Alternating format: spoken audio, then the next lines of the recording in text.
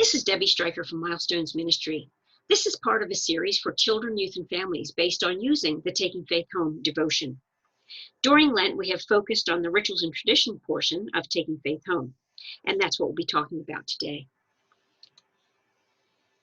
We'll be talking about Palm Sunday, and Palm Sunday is the beginning of Holy Week. Today, we'll read about Jesus' entry into Jerusalem.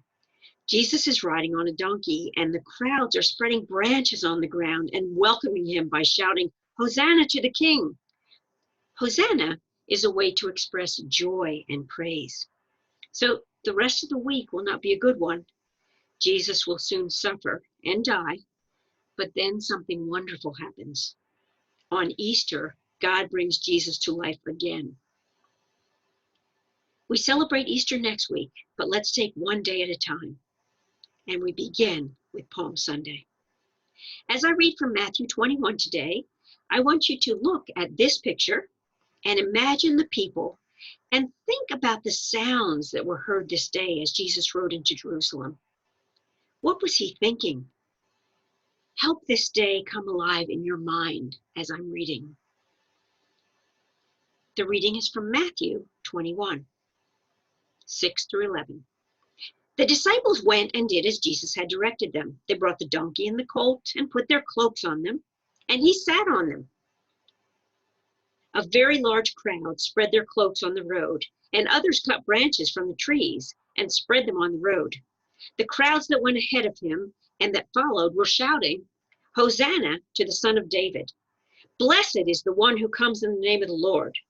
Hosanna in the highest heaven." When he entered Jerusalem, the whole city was in turmoil, asking, "Who is this?" The crowds were saying, "This is the prophet Jesus from Nazareth in Galilee."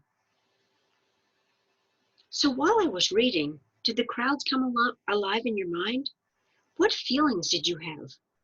Were you excited? Were you concerned? Remember, the rest of the week will not be a good one, but when it's all over, we will celebrate new life. So each week during Lent, as I mentioned earlier, we've been talking about the rituals and tradition part. And this is about having a life of prayer in our homes. We have learned about God's love and talked about our relationship with God through prayer. And we've been lighting candles on the Lenten candle cross. This week, I invite you to be creative. Since it's Palm Sunday, I invite you to be creative and make palms using construction paper like pictured here.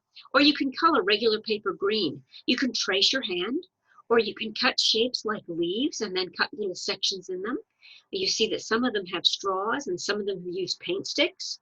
The other thing you can do is go outside your house and look for small branches on trees that have some leaves or some greens that are growing in the yard. And you can use those as well, because we're going to use those for a candle and wave those after we light our candle this week.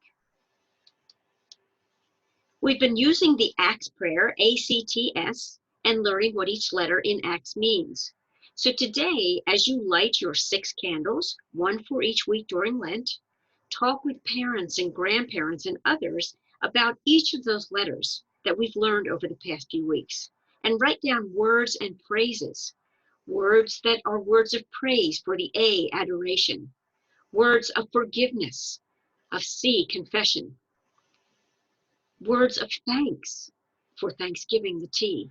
And words asking for God's help for others and for yourself. And that's supplication, the S. So I invite you to do the ACTS, the Acts prayer, together. But we're going to be closing our time together by reading part of Matthew 21 that I have already read to you. So I invite you to read with me.